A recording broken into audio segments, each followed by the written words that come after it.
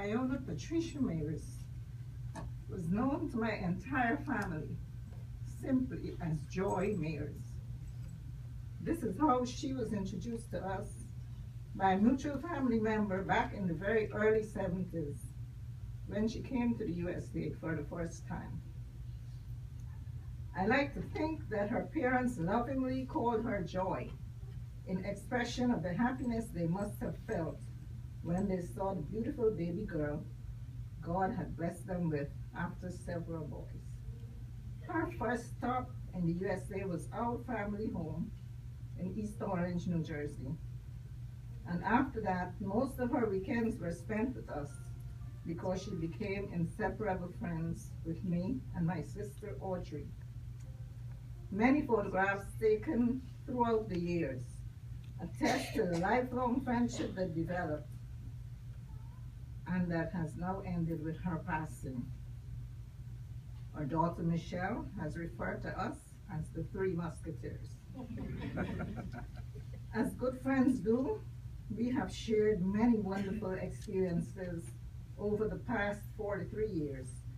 And even though we have lived in places thousands of miles away from each other, the distance, passing years, and various life obligations never weakened the bonds of our friendship.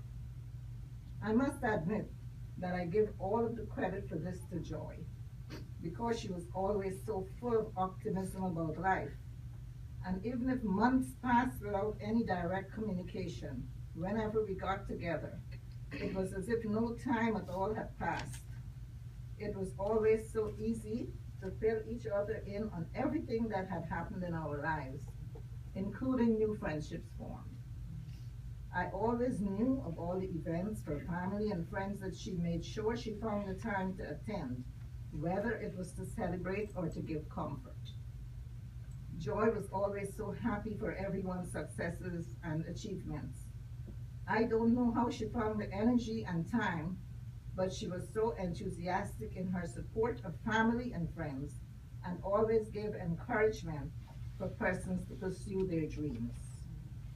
She was a fighter and a go-getter who found a way to overcome any obstacle in her path.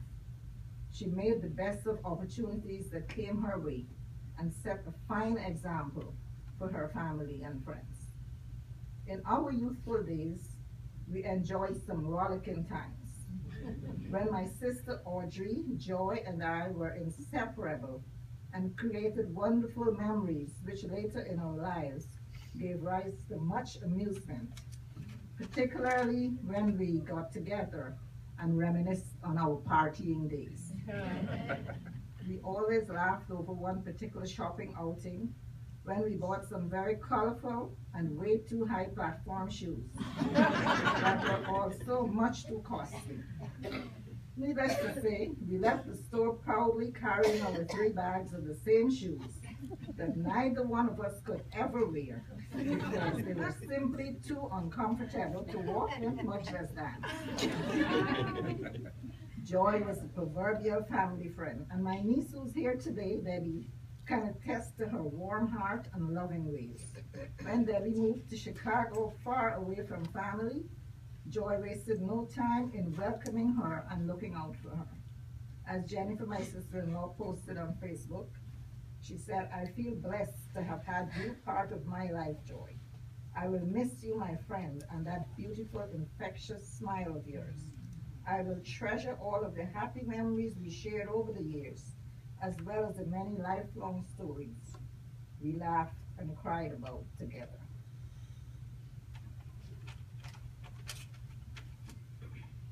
I would like to just read these few lines from a poem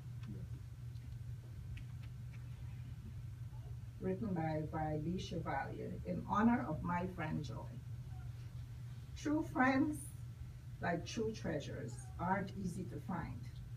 They're rare and they're priceless, each one of a kind.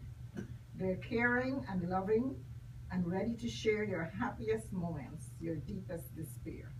They're there when you need them. They'll stand by your side, no matter the weather, no matter in a low or high tide. True friends are forever. whether near or apart. True treasures to cherish in spirit and heart. Joy was my true friend. May her soul enjoy eternal rest. And to her children, grandchildren, other sorrowing relatives and friends, I wish to extend deepest condolences on behalf of my entire family, both immediate and extended. Why are you crying? Thank you.